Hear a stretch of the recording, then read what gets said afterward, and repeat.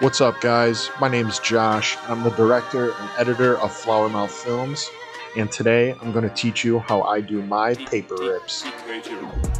First things first, you're going to need some art supplies, an X-Acto knife. This one's been through some videos. Acrylic paint, crayons, and scotch tape are some other items you'll need. Now that we're ready to go, you just hop in your timeline and choose where you want your paper effect to start. Then we're going to export frame, screen snap, whatever you know it better as. Export that to a place you know where it is. I usually do my desktop, and then we open that up in Photoshop. I always Control T on Windows and resize to about like 90%. We're gonna open up our print settings and make sure we print in landscape mode. Make sure your color settings are correct and go ahead and print your frame. Next step, I always scotch tape my printed frame to the back of a notebook or a piece of cardboard.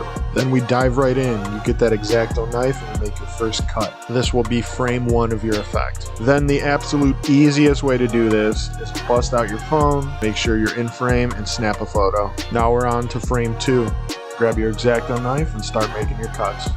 Whether you're outlining your artist or you're highlighting an object in the background, these first two frames are where you decide.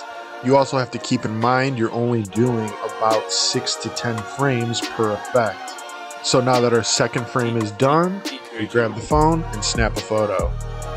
Moving on to frame three, we're going to continue doing our scratches, and now we're going to add our acrylic paint. What I like to do is just add a little paint under that frame. Because we put it on cardboard, we can definitely see the scratch outline. So you're not overusing the paint, you're just applying it to where need be. Then we're going to apply some pressure on that, and because the scratches are there, the paint will come up through, giving that bleed through effect. Moving on, you're just going to continue to do this for the rest of your dedicated frames, whether you chose 6, 10, or 12 frames for your effect. Add your scratches, add your paint, take your photo. This is the perfect time to incorporate your crayons, other art materials you may have, and add your flavor to it.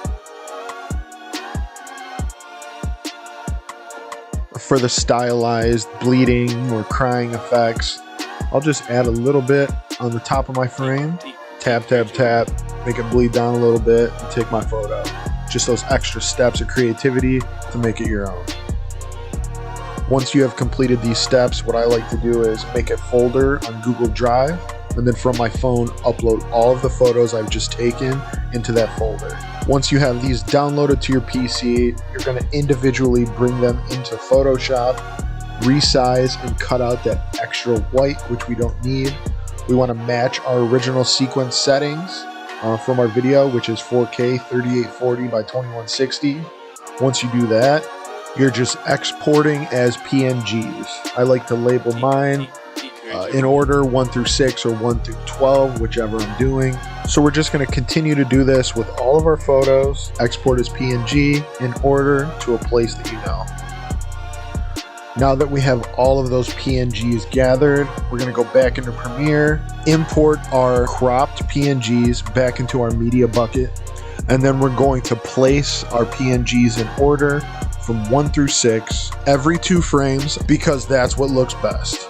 Once they're all layered on our timeline, I like to group them together by nesting them. And then from that point, you can apply a warp stabilizer to remove some of that shake.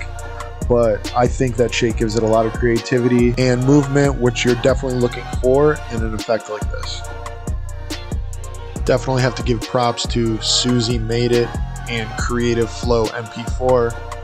They're some of my favorite VFX artists out right now, and definitely check them out. Thanks for checking out our very first tutorial, and there'll be many more to come.